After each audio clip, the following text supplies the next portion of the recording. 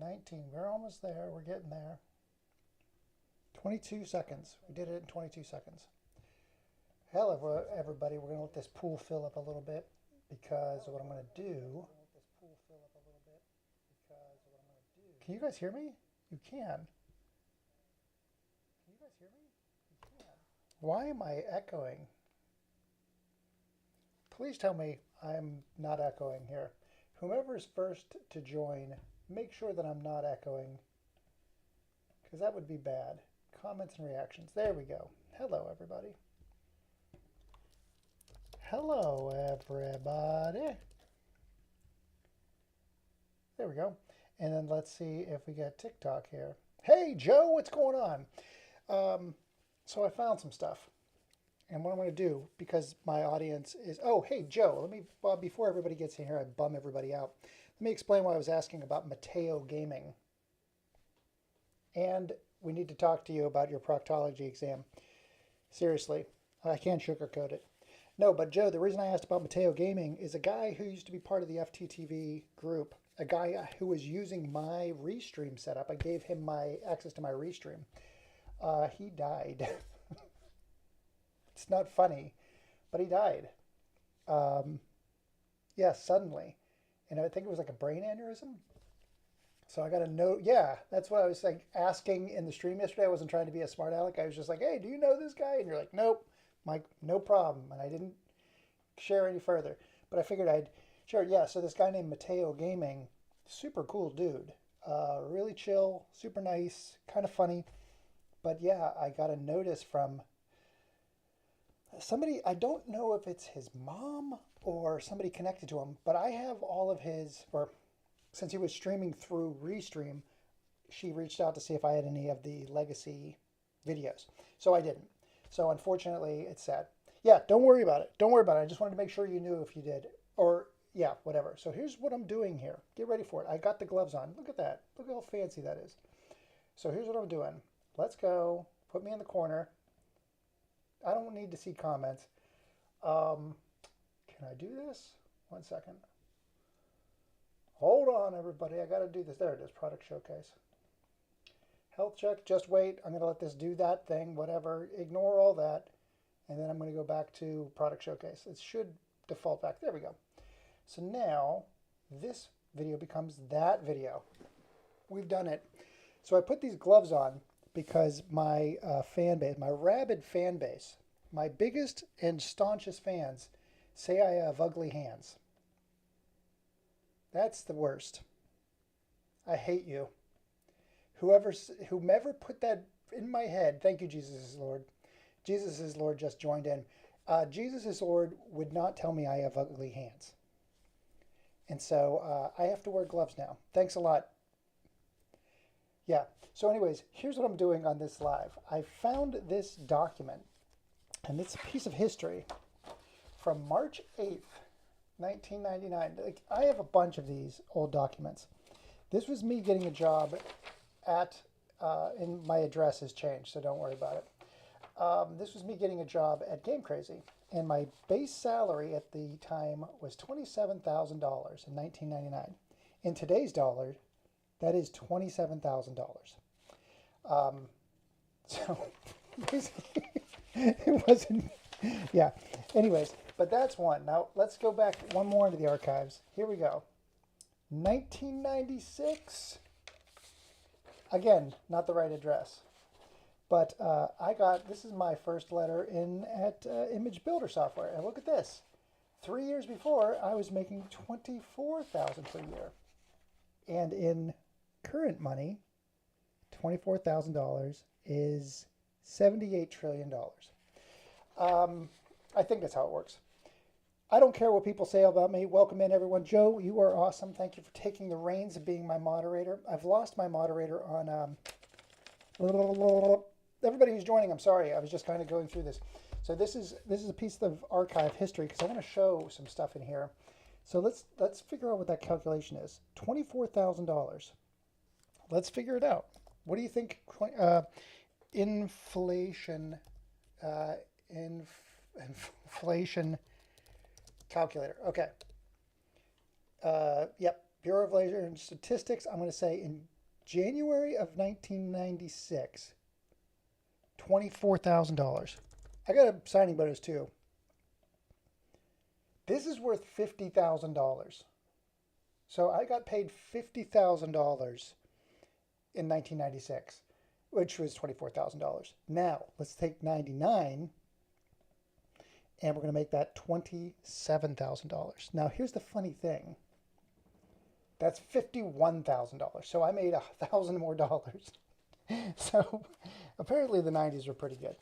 So yeah, so with this job, $27,000, I made, it was just $3,000 more to work here than it was to work at the software company, but both were $50,000 a year, technically, in today's dollars. But here's what's interesting. I got a signing bonus here for $5,000, and then I got stock in Hollywood. And Hollywood had some crazy stock back in that time. Hollywood Video was growing stores and that stuff, so that was pretty cool. Image Builder also had 24,000, but I got a signing bonus here too, didn't I? Oh, I got 401k up to 6%, whatever. That's fine. Okay. So here's a cover letter. Good Lord. No wonder I couldn't get a job. Is it improper etiquette to leave the live while I hop in the shower? You can... I don't know. I'd rather people take a shower than just be taking a dump, so it's fine. Is it improper etiquette to leave the live while I hop in? You can leave the live. That's totally fine. Dude, Bethany, you missed it. I have been told that I have ugly hands. These ugly hands. So that's why I haven't done freaking these top-down live streams. Das Folding 5, welcome. Welcome, Das Folding 5, to the live stream. I'm showing some things. Hang on a sec, Das. I got to go back real quick. Just time out. Everybody's coming in here. Yeah, I know. Boo. People are the worst. I hate them. Hate them all. Das Folding 5 has just joined in on Twitter. He is my second commenter of all time on Twitter. I cannot believe it. And last week was my first. So here's the deal. My first job, my first real job in the games industry. Oh, no, this is my second job. Sorry. My first job in the games industry is right here. But this is, I want to show something that's pretty crazy. Okay. First job, Image Builder, 1996. We would like to offer you a job starting March 12th. Apparently March is my most employable month. March is very employable for me. So Image Builder, I was a production artist at 24 per year, but with this was up to 26 because I got a signing bonus on this as well. So 2,600, or sorry, 26,000 in 1996 dollars is like $50,000. So I got $50,000 for my first gig in games. Now, shortly thereafter, 3 years later, I got this base salary bump of $3,000 and a $5,000 signing bonus. So it was 32. That's 35,000. This is my math. But that's what I got here, and that was about 51,000 a year. Okay, so great, perfect. And then I got Cobra. What is that? Okay, got health insurance. Anyways, here's the deal. This got rewritten 1 year later. Yes, 1 year later, because I freaking hated the job because I got not demoted. I got moved into the internet. But here's the crazy thing. I got an offer at Next Generation magazine in California, and they were only going to pay, I think Next Generation in San Francisco was only going to pay, I think it was 40,000 at the time, and it seems like a ton. Like it's a massive bump. But when I looked at housing in San Francisco compared to Portland, Oregon, it was like I was going to lose half my, it was like I went down drastically in revenue. So I didn't take the job at Next Generation, but I came back to the office and I talked to the president of the time at the time of Hollywood Video. The president was a guy named Jeff Yap, worked for MTV Network before he worked for PepsiCo. He's my connection to Howard Lincoln at Nintendo, because Howard Lincoln thinks that guy's oh, hey, Das Folding 5, if you're still here, you know that story. You know that story entirely. How awesome is that? So anyways, Das Folding 5 is he's my historian on this live. Thank you, Joe, for all the likes. Don't worry about messing with me, Joe. You're all good. Here's the deal. So I went back to Hollywood and I said, hey, listen, I got an offer They're like, what are they offering you? And I'm like, 50,000. He's like, well, if that's what it costs to keep you here, we'll give you $50,000. So let's see what $50,000 was in. But here's the funny thing. They're like, oh, wow, you're freaking, whatever. $50,000 is like $92,000. So I went from $50,000 to $90,000 in 2000, right? But here's the funny thing. He was immediately fired after that. And my $50,000 was nobody wanted that in their department. Like I was not valuable enough in any department to be worth $50,000. So I became like this, like who wants them? So purchasing didn't want me, so they kicked me out. Marketing didn't want me, so I went under ops. I think I went under operations. Let's not talk about it when I recently looked at pricing in Seattle. Yeah, exactly. Tell me about it, Das. Yeah, like I can't even imagine what housing costs now. So again, this was 2000. But here's what the interesting thing is. First off, oh, this is my next generation. Oh my God, this is crazy. This is my next generation cover letter. I always start these cover letters off in the same way. I read with great excitement the blank opening you have posted on your blank website. So I won't bore you with the formality of such a bland opening. However, I read with great excitement that you have a long research. I'm hilarious. This is a hilarious letter. I would love to get this letter. I read with great excitement that you have elongated research. This is great. This is why I got offered the job, because I'm funny. I think I'm funny. Oh, good Lord. I can't even imagine getting a letter like this nowadays. You can't make these jokes and letters. Like immediately you'd be cast off. I realize how many readers you must have replying to this ad, so I'll make this letter brief. I am currently employed by Hollywood Entertainment in the Game Crazy division with their video game buyer webmaster. This is a jack of all trades position that allows me to see almost every facet of the industry. When I went down to San Francisco, this was Future Publishing, and I interviewed with them. They asked me the very first question from Chris Charla. He's like, why would you want this job? You already work in the industry. Like everybody saw gaming journalism as a step into another job. Like they knew that they weren't going to be game journalists. They wanted something else. So they were like, why are you going backwards? And I'm like, I'm not going backwards. I'm trying to build up my repertoire with people inside the gaming industry so I can grow outward in the games industry. Because right here, I was growing siloed in like one vertical. So this lends to my particular situation where I'm beginning to seek employment elsewhere in the video game world. While I deal all day with video games in the games industry, there's not enough time to play the games I'm bringing in. Because I was the buyer for Game Crazy and Hollywood Entertainment, I was working a lot. I was earning my $50,000, trust me. Last week, I screamed in my office, woe is me, in a very edible tone. I dropped an Oedipus reference in my freaking cover letter. What is wrong with me? How was I ever employed anywhere? When an office worker came in to see what I was doing, he was shocked to see me trying to stab my eyes out with a Zelda brooch. I got an interview. I got an interview with this. Good Lord. This is so dumb. I love it. I don't remember this at all, by the way. Things were looking grim until I came upon your second chance ad on your website. Please take this opportunity to peruse and critique my resume. My experience in the gaming field is vast. So if you would like to contact me with questions, please do so at many of the numbers listed above. Not to name drop here, but I'm currently going to be late for a meeting here with Acclaim's West Coast sales. Acclaim's West Coast sales representative. I'm going to have to tell them that Hollywood Video is not going to order ECW wrestling, which we did. We ordered it quite heavily. I am friends with, this is a guy named Bill Cox, so I thought that was fair game. Thank you. I loved commas, by the way. Apparently, I am a comma processus. I love commas. Thank you so much for your time and considerations.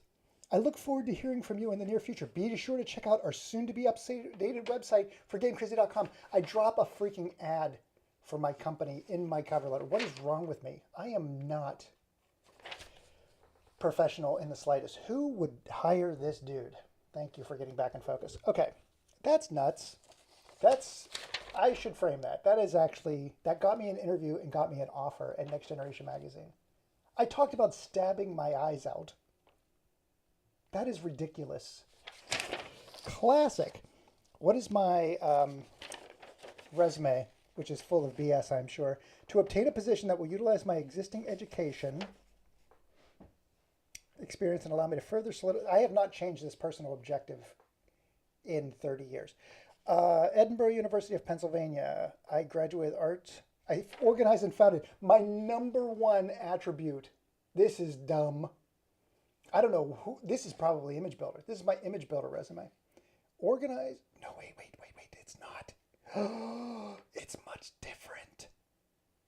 Oh no. This is much later. Oh God.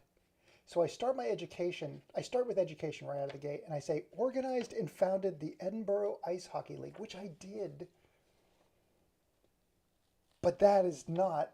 That's like a bunch of crates that we put around the ice. I grew up in like just south of Lake Erie, and so we would get lake effect snow, so it would freeze over. Like these marshy fields would freeze over. So I got the fire department to come out and hose down a already saturated field so that the water level would be higher, and then put what is it called, stacking crates, pallets around it, and then we wound up, like, everybody who wants to play in this hockey league, and we wound up getting about 20 something people for this league. But now I think they wound up getting an actual ice hockey arena at the school. But for years, I was the only game in town. I was the only ice hockey rink in town. So I put that in there. That's hilarious. Why would I start my resume with that? Like, oh yeah, I had the fire department hose down a field and I put some pallets out. But by this time, they may have actually had the hockey rink. I don't know when this resume went out. So from March 1999 to present, I was a manager of purchasing and inventory. I was also a manager. So I was, manager of purchasing and inventory. This might have been my resume for Next Generation, because then I have my assistant manager, temporary manager and training at Babbage's. And then I was computer animator, lead artist at Image Builder. And I worked on 10,000 frames of animation for Creative Wonders Madeline. Everybody knows Madeline, don't you? I completed over 15 projects while working at Image Builder. Madeline Learning Adventures, Microsoft Tutor, Pictionary, Disney's Magic Artists. I am not in Moby Games for any of those, by the way. I need to, if anybody here knows how to emulate a Windows 98 machine, I will send you the discs. Okay, this has got to be my, what the heck? This is for Hollywood. This is my Hollywood resume. So this is the one that got me the job in '99. To obtain a position that will enable me to utilize, I was smarter here. You see how I said participated in the Amiga Video Toaster seminars first. So I actually, this was Video Toaster 3D animation. So at least I started off. Looks like I lost a project at Image Builder, because here I was doing 15. This one's 14. I wonder if one didn't get completed. Oh God. Oh my God. And I even include graphic designer at Kinko's Copies. Oh my God. I'm humiliating. Okay. Mr. Manager is correct. That's right. That's how you refer to me, as Mr. Manager. So now, everybody who's watching, I want to let you know something. I actually showed the thing that I want to show. Don't look at that. Don't look at these things. All right. Don't look at the thing. Don't. I told you not to look at it, and you're looking at it. Okay. I should probably cover up people's names, but here's the deal. This is after I left and went into corporate office, people were furious, thinking that I had been removed from the store. I had gotten promoted. But people were like, my two sons are currently devoted, loyal, passionate customers at this store. I understand that Neil's limited presence in the store will avail his fine leadership skills and his good influence to your other locations. We will sorely miss him. Das, I'm going to ask you, don't call me Mr. Manager. Call me Mr. Compassion, Captain Compassion. Admiral Compassion? Love Doctor? What am I? I don't want to say that with the kids that age. So just say Captain Compassion. Neil and David, that's David Park, it's my Korean counterpart in the store, could not be finer representatives for your company. Their own unique personal traits and styles of relating and maintaining rapport are exemplary. Both of these gentlemen are enthusiastic, knowledgeable, trustworthy, and deliver the highest quality of customer service. This is good. Because here's the deal. This is going to the district manager. I don't even work there anymore. I'm like at the corporate office. Changing your contact card now. Thank you, Das. Much appreciated. Everybody who's joining over on TikTok, I appreciate it. Joe, thank you so much for keeping the likes going. I don't know how you're doing that in the shower. I don't even want to ask what free hand you have to extend all those likes. I assure you that we do not shop at Game Crazy because of convenience or location. Or prices or inventory. In fact, there were times we recently when your competitors had the desired items in stock. When you did not, my sons and their friends still preferred to go see Neil and David. It's like Bob and David from Mr. Show. The boys even telephoned their friends, advising them who's minding the stores so they can best plan their shopping trips, waiting to consult. That's right. That's right. The 13 and 11-year-old kids who at this point, oh my God, how old are they? Holy cow. Alex, oh my God. They're 38 years old?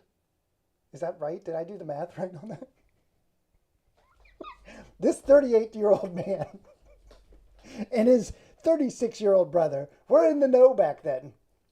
I tell you what. 30, that's old.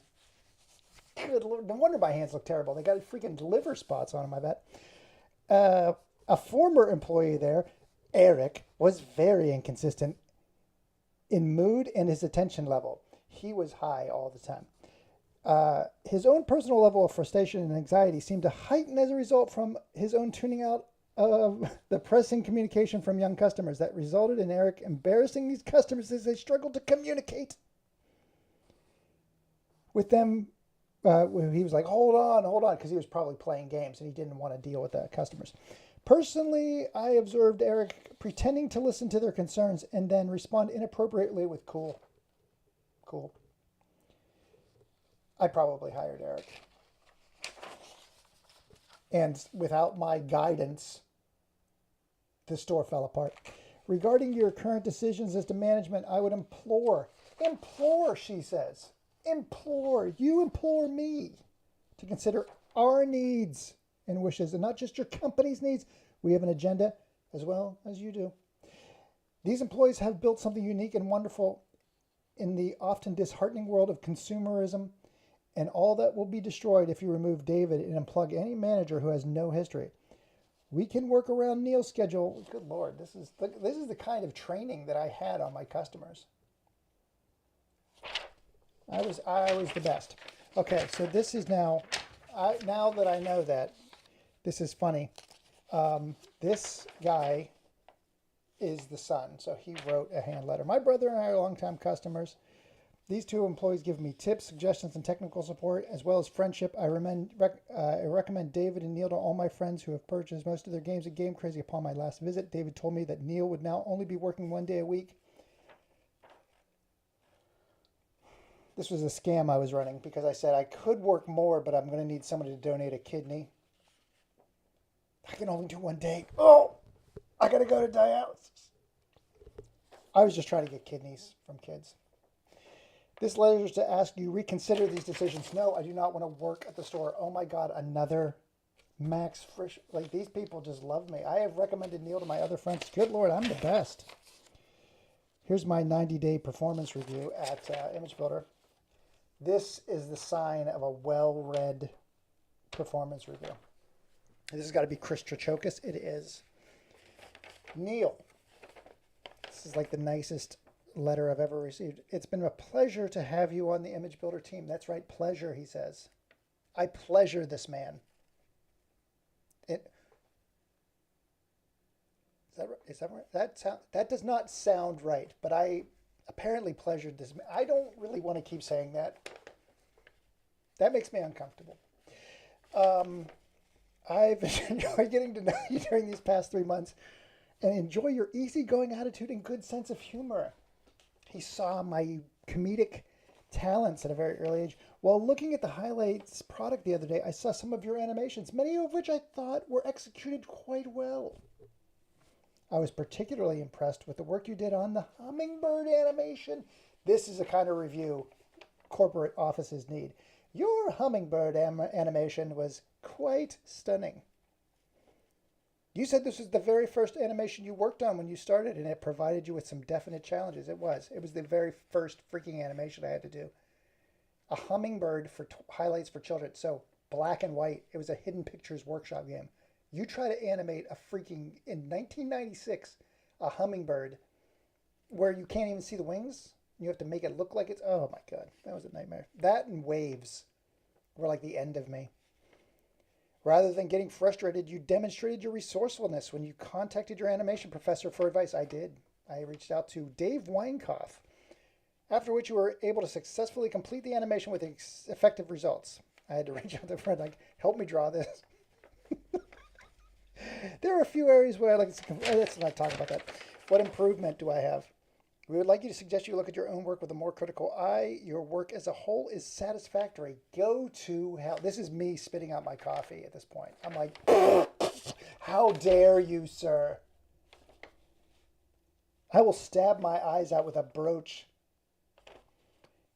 Your work is, okay, this will cut down on the need for having you do your work over so you can save quite a lot of time. Okay, so here's the deal. I was working in 2D pencil, like animation, like what is it, onion skin animation. So you draw on one page and flip it and draw on the other and draw on the other, right? So when I would scan it into the machine, it would look just rough, terrible. Because you think about like the resolution of those screens, they're nightmarish. Like we were working in earliest versions of Photoshop, right?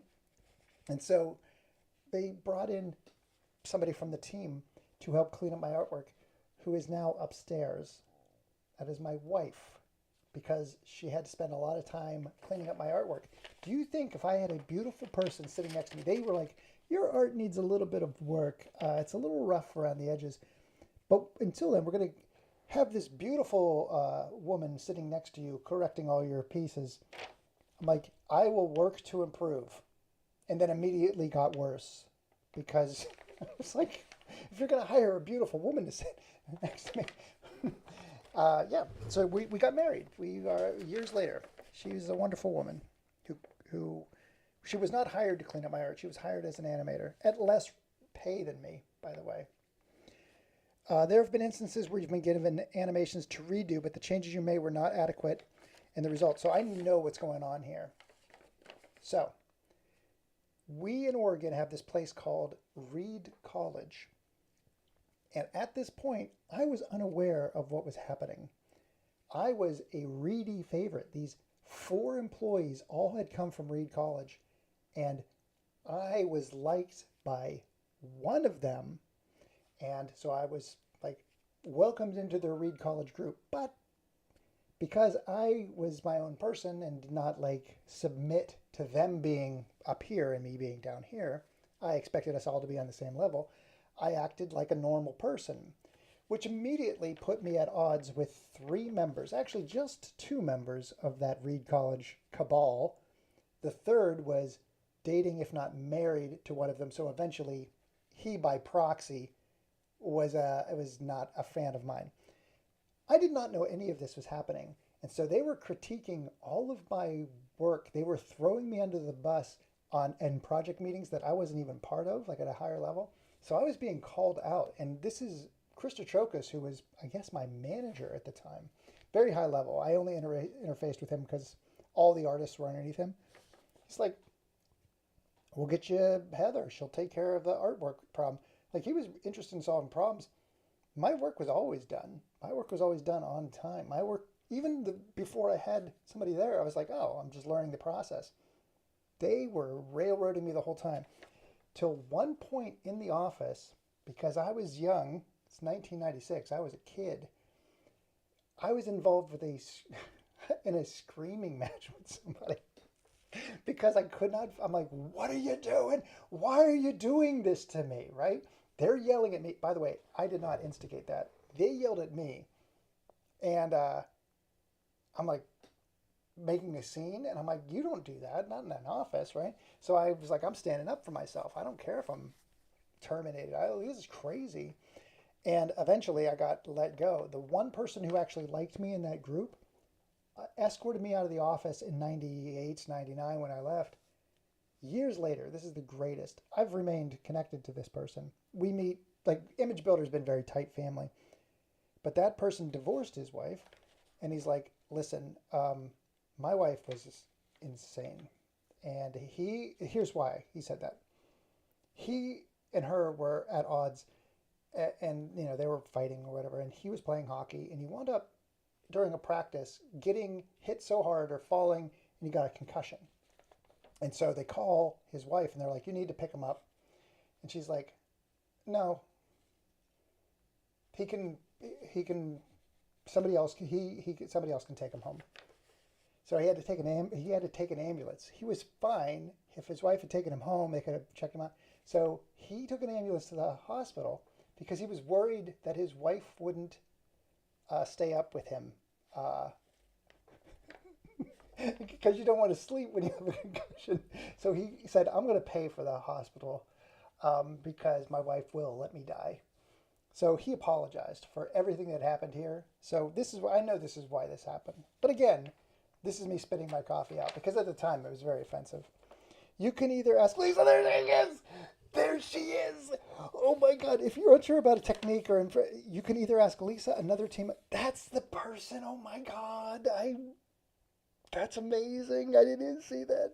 I suggest you spend some time between projects working with, there you go, it's both of them. This is crazy. Neil, I'm aware that you are new to the company and still going through a learning process. Lisa has mentioned that she's been seeing definite progress in your work over the course of the first 3 months, and I'm confident that you will continue to improve as you gain experience working at Go to Hell. I freaking hate you. This is my resume for Image Builder. It's pretty much the same. They will all be the same. Human resources. I read with great excitement. It's 1996. So every job application, everything gets sent the same way. This looks exactly like my other one, except I don't think I say I'm going to stab my eyes out in this one. I have over 3 years in graphic design, 4 years of collegiate animation experience. Okay, I'm currently earning $2,100, so I got a pay bump at every job. So I was working. Yeah, okay, good. I saw the Oregonian. What is this? This is the freaking Video Toaster seminar in Pittsburgh. So after my college, I graduated, and this is my old address. Wow. I graduated college and went to, this is in my other videos. So the Dreamcast video, my football video, like Madden killing the NFL video. I talk about how I went to the West Coast, and everybody was asking me for 3D experience, and I had very little. So I had to go back to school in Pittsburgh. Where was I at this time? I think I was living in Pennsylvania, but I had to go learn 3D in Video Toaster. So I had to go back for, what, $89? I just thought about this 2 days ago because oh shoot. It was about making fire, like the original fire, like how you made fire in 3D. Kuma! This is crazy that you come in at this time. We've got DOS Folding 5 over on Twitter, and we've got Kuma here. Kuma, this is 3D. This is my history. We're about to hit pay dirt, so your timing is perfect. Please stay here for just one more minute, because my next one is the big one. It's my big reveal. Okay, So I talk about Next Generation Magazine, that's in here, Hollywood Video, Game Crazy. This is the 3D class that I had to take in addition to my college coursework. But here's where it gets awesome. October 1998. I'm still living on that in Portland. Thank you for your recent application for a position within our company. To assist us in deciding who should be invited for an interview, could you please send us some example of your work by the 23rd of October 1998? Does anybody know who that is? This is DMA Designs. This is DMA Design, Discovery House, Dundee Technology. This is a British number. Okay, anybody? I'll give you like 10 seconds. I think I have music, but forget it. I'm not going to play it. It's the Jeopardy music. This DMA Designs is Rockstar Games, pre-Rockstar. I wound up interviewing with them in Latrobe, Pennsylvania. They were working on a game called Ripper, and they had a game called Iron and Blood. Wait, what was the name of it? It was a fighting game. So I went to their office, and it looked, I mean, it looked like a liminal space in retrospect. Both PopCap games, so I interviewed at PopCap Games and DMA Designs, which was Rockstar Games. Take-Two Interactive or whatever. But both of their offices, PopCap and DMA Designs, both look like liminal spaces because they had either started growth and moved into the office or were experiencing like, are we going to shut down, and we're packing things up. So all of these things were like empty rooms, complete, like all the beige carpets with, you know, some having but cubicles like that were set up. Some were just leaning against walls. Like, what the heck is going on? So this is DMA Designs. I interviewed at Latrobe, Pennsylvania for Iron and Blood. Why can't I think of the name of the game? Iron and Blood. What the heck was it called? Iron and Blood fighting game. Warriors of No Wonder. It's called Iron and Blood Warriors of Ravenloft. Who? No wonder. I got the first part right. I got Iron and Blood right. That's all that matters. Okay. This is my resume. This is me. You see. This is my first resume that came out. It's the 90s. You can tell by the font type. Neil Bauer, spelled with a name. And this is my resume because you're like, oh, it's tape backed. There you go. And when you open it up, it's like, oh, it's Neil Bauer. It's the same freaking resume that you've all seen already, right? It's my professional experience. It's additional skills. Oh, look at this. It's like storyboarding, time-lapse storyboarding. But here's the thing. In the corner, it's a flipbook animation. Oh my God, no way. It's a flipbook. So my resume was a portfolio and a flipbook animation. Yeah, it went over well. Here's some coursework: drawing, painting, 2D, 3D design, printmaking, video, toaster series, a 9-week intensive course, which you just saw at the Marriott. Photography 1 and 2, comic drawing, textile design. Yeah, I did a bunch of stuff.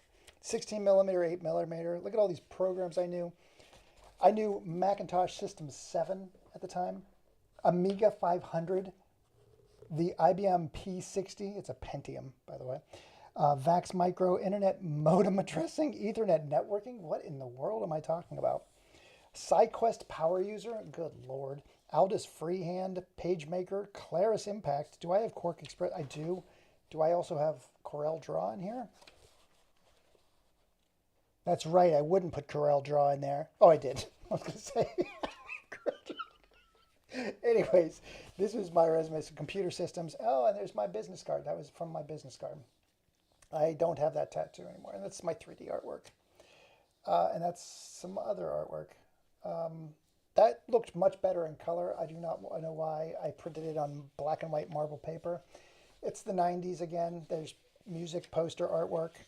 I don't know why I'm duplicating these. I don't know what the heck the deal was. I think because I had a single piece of artwork and I need to stretch it out. I don't know why that's like that. It was, oh, here's my resume. Here's my application for employment for Nintendo. which I got and filled out and did not get the job. So thanks a lot. Thanks a lot, Nintendo. I applied at Nintendo, Squaresoft, and where else? In Seattle, by the way. In Seattle, well, Redmond had Nintendo, but Squaresoft was it in Squaresoft was in Seattle as well, but I don't think it was.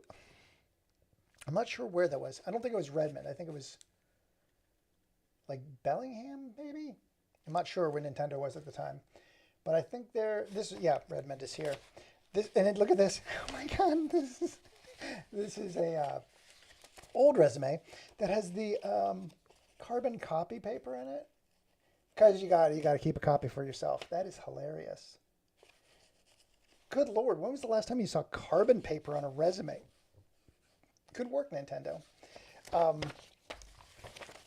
My original resume leaving Pennsylvania, Bachelor of Arts, Film and Animation, able to use, by the way, just so everybody knows, I was legit back then.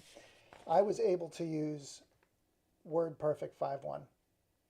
And I was knowledgeable about both AppleWorks and Microsoft Works. So to all the haters out there, I was knowledgeable. What is this? I know how to use the Apple scanner.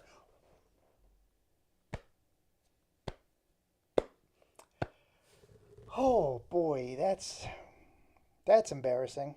By the way, today, I don't want to brag or anything. It is 1990, whatever. This is probably 1994. I don't want to brag, but in 1994, not only do I know about AppleWorks and Microsoft Works, but I'm knowledgeable about Apple, Macintosh, and IBM computers, and can use the Apple scanner. Is anybody getting hard over that? That's crazy. Ooh. To prove my point, here we go. So in July, okay, in Hollywood, let's see what this is worth. So I told you that I was making $50,000 like right away. So now in 2006, this is not really that great. That's not so bad. So in 2006, I was making $75,000. What is that? That's $120,000. Okay, so I keep going up. I'm going up. I was the director of internet for Hollywood Entertainment, 26. Your new annual pay will be $75,000, paid semi-monthly on the 6th and 21st. Oh my God. This is the guy who wound up. That's what is in this envelope. This envelope is extremely important to where I am today. I don't even think I can. I'm going to show maybe one thing. Not going to show it because it has people's names in it. Nope. I will tell the story though. This is my budget for the department. I can't show any of that because there's a court settlement about that. It's funny. I got terminated from Game Crazy Hollywood Entertainment. Not for incompetence, not for my lack of knowledge on Corel Draw and Microsoft Word. No. I was fired because I was gay. That is true. If it is true, I got called out in an email that I was not supposed to see. I'm not going to say from whom, but I was terminated because of that. And when they found out that I had an access to that email because somebody forgot to take me off the CC list, yeah, I got a settlement out of that, and I got to leave. Basically, that's all I did. I just wanted the same settlement that all of the executives who got fired from Hollywood got, and I did. So there you go. That's that. Now, time out. While this is still here, and while I still have the white gloves, and my ugly hands are still covered, give me a second. I'm coming over here. Camera's staying put. That's good. Because I've got these things, too, that are very, very vital. Hold on, everybody. Good Lord. Come on out. All right. Let's remove this piece of history from the desk. This piece of history is going to go back into the archives. I didn't just throw that on the floor. It's going into the archives. So let's take a look at what comes next in my history. Oh my God. This is going to be pretty funny. Oh no, not that one. That's not funny at all. That's a contract. Contracts are not at all silly or funny. Okay. Why am I left-handed or something? It's a song called Good Dog. Okay. This is a song I wrote in 2000. I didn't write it. A friend of mine in college, we co-wrote it together. I did write half of this one. It's Good Dog. It's about a good dog. You want to hear? You want to hear the song? It goes, "Good dog." Come here. You can sing it. We'll sing it together. Come on up. Okay. Here's my dog. It's my good dog. It goes, "Good dog, good dog, good dog, good dog. She doesn't bite. She doesn't growl. She doesn't release her bowels on the carpet. She always goes outside. She lets the children ride on her back. She isn't prone to attack the helpless and feeble. Good dog, good dog, good dog, good dog. She doesn't bark. She doesn't beg. She doesn't jump on your leg when you're eating." Never mind. It's not a good song. And you're bored of it already. I'm sorry. Oh, my puppy. My little puppy. Is it time for you guys to eat? It is. I'll feed you in a minute. I'll feed you in a minute. Off, off, off. I'll feed you. Oh, my God.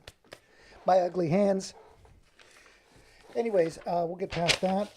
We got a fanzine. That's not what I'm here for. We're not here for the fanzine, everybody.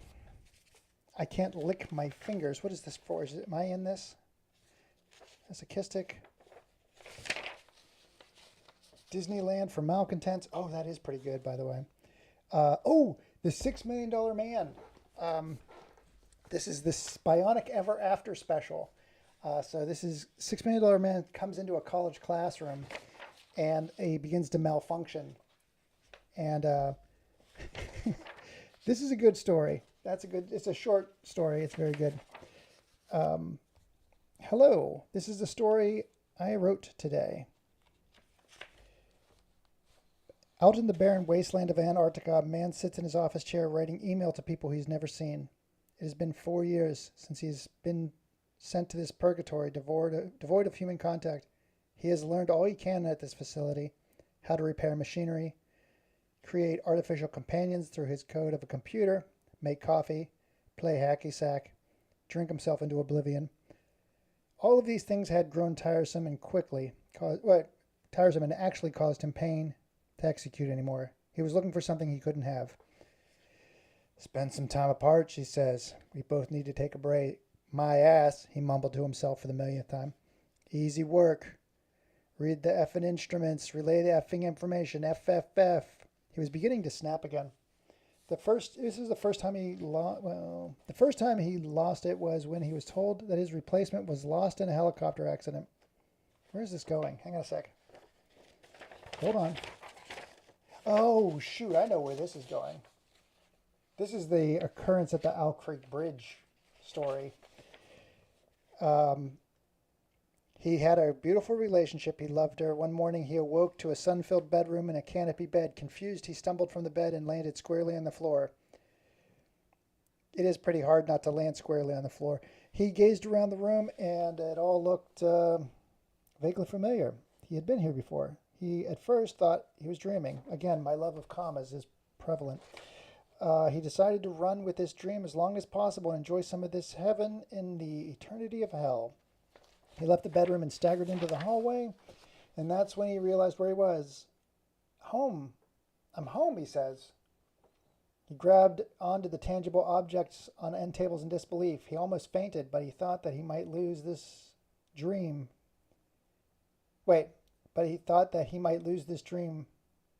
Kept him conscious. Almost fainted, but the thought that he might lose this dream kept him conscious. There we go. He almost fainted, but the thought that he might lose this dream kept him conscious. Perfect. He walked down the stairs into the living area and saw everything that he had set up. It was set up as he had left it, nothing out of place, everything in order. In fact, the only thing that was unusual is that everything in his house was not all his. It looked as if there was a feminine touch to it all. Honey? Honey? He called. Is that you, dear? A woman's voice came back. Oh, my God. Could it be her? Is it Catherine? Without a moment's hesitation, he roomed to the kitchen and thrust open the two-way door. There she was, standing over a turkey with a wonderful smile gleaming from her face. In shock, he starts to tumble towards her. He winds up faltering and hitting his head on the countertop next to the stove. Upon lifting his eyes, he sees his reflection in the tea kettle. There's a gaping bullet wound just above his eye. He cannot lift his head from the counter. His limbs go numb. His lovely Catherine's face comes into the field of vision. He says, I love you, honey. And then blackness. The only relapse into the land of living was a quick flash of a man dragging his body out of the cold Arctic air and shoveling snow over his lifeless face, because he killed himself.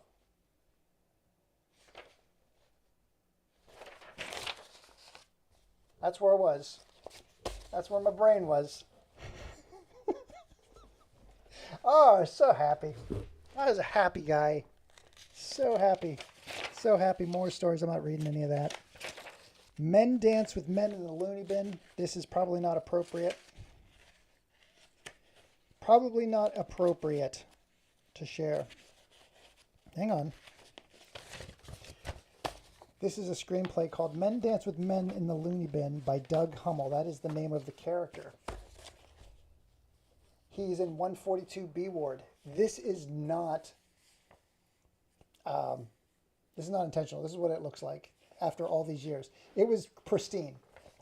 It was white and it was turned in. But it's about springtime. It is springtime, and things here at the Behavioral Rehabilitation Institute are fine. They are slowly trying to get us to interact peacefully with the rest of society. I was brought here for a somewhat antisocial act I performed several months ago. On a bus bound for McKeesport, an elderly gentleman asked me for the time, and I replied, "Bastard! How dare you ask me such questions?" and then began to steadily apply pressure to his Adam's apple, as this seemed the only logical course of action at the time. When I first arrived here, I believed myself above all this nonsense and thought that I did not need counseling.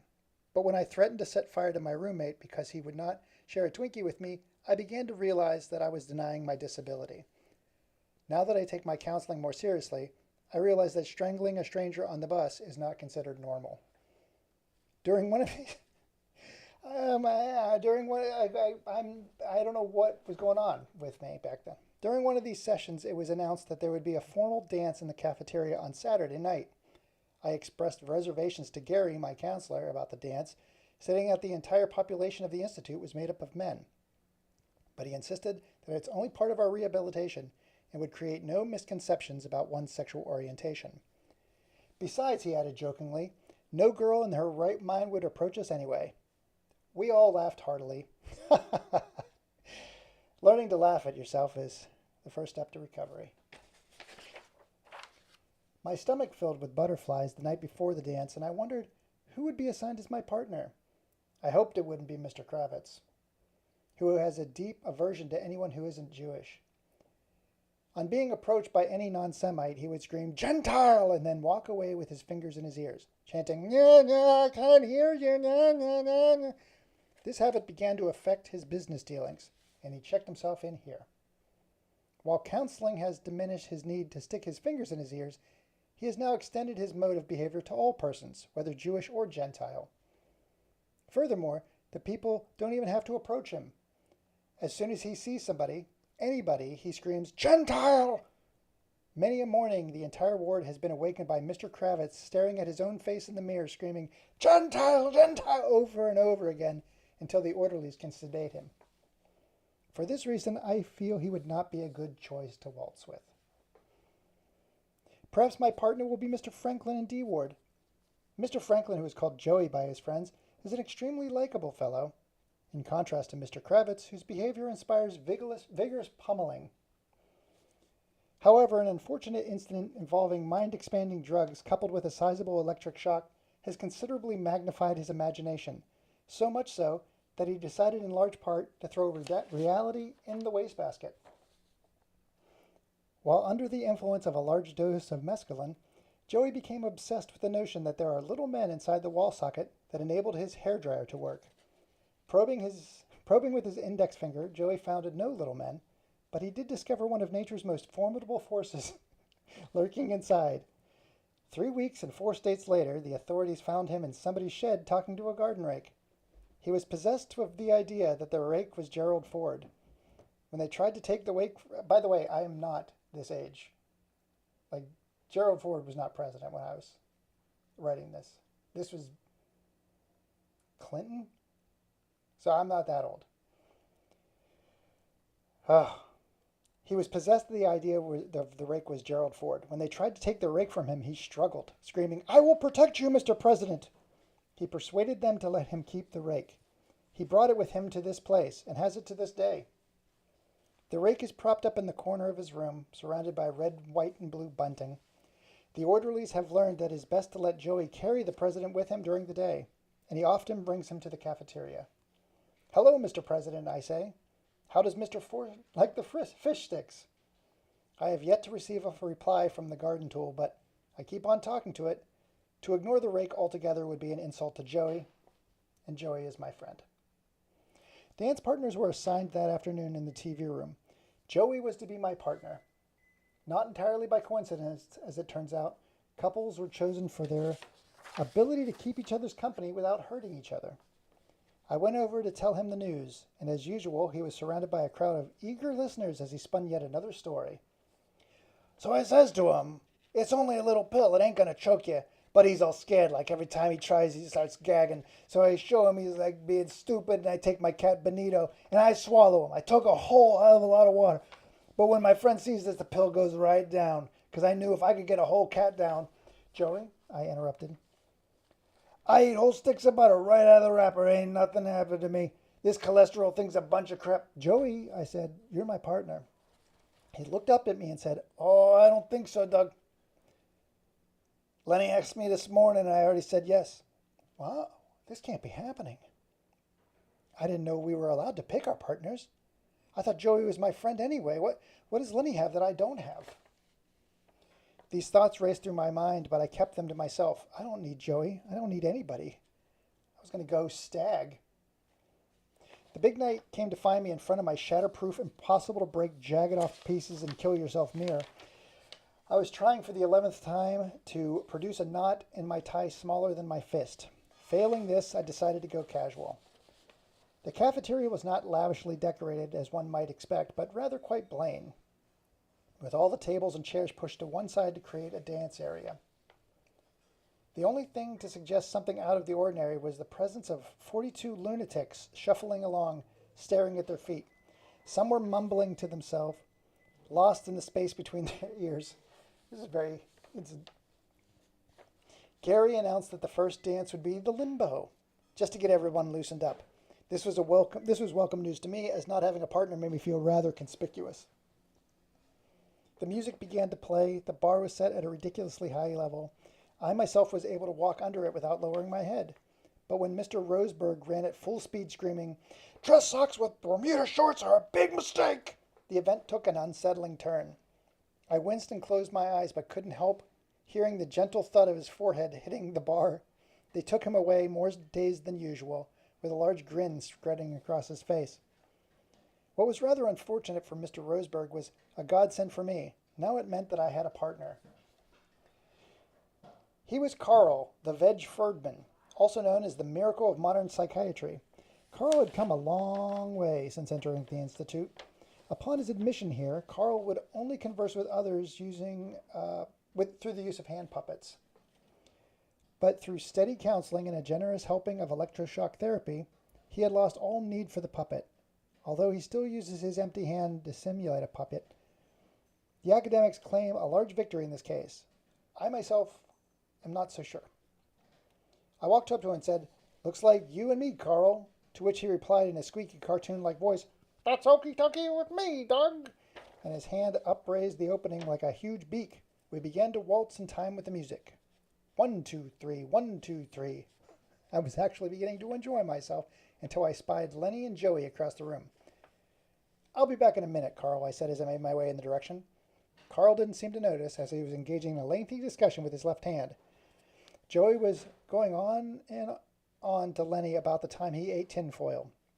He claimed that 2 days later, the screams emanating from the bathroom could be heard for miles. I'm cutting in, as I tapped on Lenny's shoulder. Get lost, Hummel, replied Lenny. Come on, just for a minute. Screw you!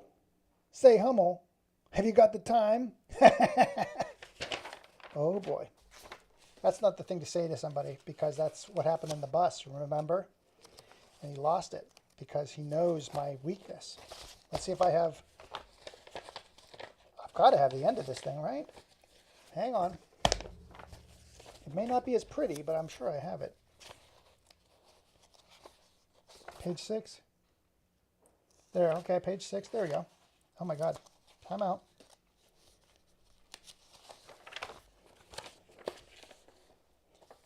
I saw Lenny's face, then the old man's face superimposed on top of one another. I couldn't tell which one was real, and I didn't care. Have you got the time? Whirled in circles faster and faster, as it does to a child who just gets off a sit and spin. My hands around Lenny's throat, Lenny falling to his knees for want of oxygen, the distant sting of a needle sinking into my arm, throwing a blanket of Thorazine over my brain. I'm sinking. I'm sinking. Have I got the time? I'll give you the time, you son of a bitch. I woke up 2 days later to find the doctor hovering over my bed. When he asked me for the date, the closest I could pinpoint was the later half of the 20th century. It'll all come back in time, he said. Then I saw Joey and the president come in the door. My anger with Joey's betrayal quickly transformed into true gratitude for his visit. Jesus, you really weighed it out on us in there, Doug, he said. I'm glad you're feeling better. It was wrong on me to go to the dance with Lenny. You're my best friend. Thank you, Joey, was all I could say. Hey, Doug, you got the time? This time I didn't get angry, but I let out a hearty laugh. Because learning to laugh at yourself is the first step to recovery. There you go. That's good. That's a story. Thank you for sitting through that. I'm really appreciating you hearing my... That's good. What is this?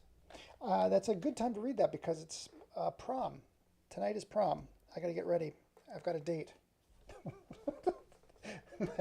I'm somebody's date to the prom. I got to take off my gloves so I can use my phone to see who's texting me. Don't look directly at the hand. You will die. Oh my God! No, it's a gross hand. It is my gross hand. People have said this is a gross hand. They are not wrong. My fingernails leave something to be desired, and I've got scratches from dogs all over. But I'm not that gross. Trust me. Oh, it's not my son. Where in the heck is my son, by the way? He should be home getting ready for the dance. All right.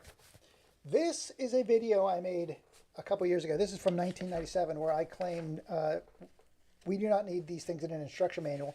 And I think I accidentally caused the downfall of the instruction manual industry because of this. This was in Imagine. Oh, Game Players. It was on Game Players magazine. This is probably what killed... It's not. Cost is what killed instruction manuals. They're like, how can we save on money? And years later they did. But it could have started here. They could have used this as ballast to say, we don't need them anymore. Why do I have this? Oh, it's a letter. Hi, everyone. I thought you would have been seeing what Michael's up to. My friend Greg. Hang on a sec. These are all whatever, all old freaking notes. I don't have notes from girls. I don't have to worry about it. What is this? Oh, my God. William Shatner. William Shatner's choking. That's from Alaska. Come on. I am a robot. I am a robot. Cartoons. Oh, this is breaking into my apartment. Hang on. Vital, whatever. Perfect. These are nope. Don't need that. Don't need this. Great. Hold on. Hold on. Going into the archives. Not on the floor. You may have heard something slap on the floor, but it's not the archives. That is nothing. Oh my God. Look at this nonsense. Look at this. Look at this. Will you look at this? Look at this. Look at this. Look at, what is this? This is crazy. I even, like, this is nuts that I still have dot matrix printer with the sides. I'll sell this to somebody, $1,000 to tear these things off. This is my, oh shoot, this is my journal. You don't need to see this. Good Lord. Just letting you roll it on your back. Okay, whatever. This is my unfinished thoughts. You don't want that. That's an art opening. And I'll give this to anybody who can figure out what that thing is. I know what that is. But you probably don't because they haven't existed in forever. It's a crank on a little circular device. What is it? Nobody knows. Oh, this is, so I wrote letters of apology to my entire family. So when I moved out west, I planned on never talking to my family again. I did not want to talk to my family again. So I sent them all apology letters. And I mailed these. These were I kept them for posterity because I printed them out. But that's my dad, my brother, my sister, hang on a sec, and my mom. Yeah, I never planned on going back. And I don't think I ever did. Oh my God, what is this? A bill of sale? I sold my Taurus. Great. Whatever. No idea what that is, but I'm sure it's silly. What happened to my... Ooh, that's from the lawsuit. Cannot show that. Lawsuit. I think this is all lawsuit. This is all from the lawsuit. I will talk about that on my next live stream, the lawsuit, because it's hilarious. This is the stuff I wanted to show. Boom. Hollywood Insider. This is the first test printing of this, where we talk about the Dreamcast, the Sega Dreamcast coming out for rental on July 15th.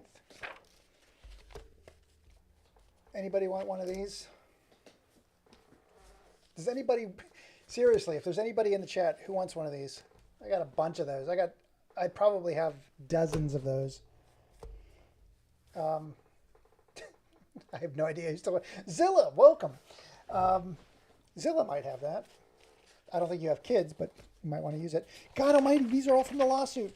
God, come on, get out of here. Get out of here. Not that I'm like, good Lord. So that's a freaking hilarious story. That's another thing from The Onion that okay, good. I've been around for a while. I've done all these things. Oh my God. These are awesome. Okay, I'll read this one on the next. What I'm going to do now is I'm going to find out where my son is because it's prom and he should be home already. So hopefully he didn't go squirrely. Anyways, I will talk to you in a bit. Thank you everybody for joining. I will see you all in the next one.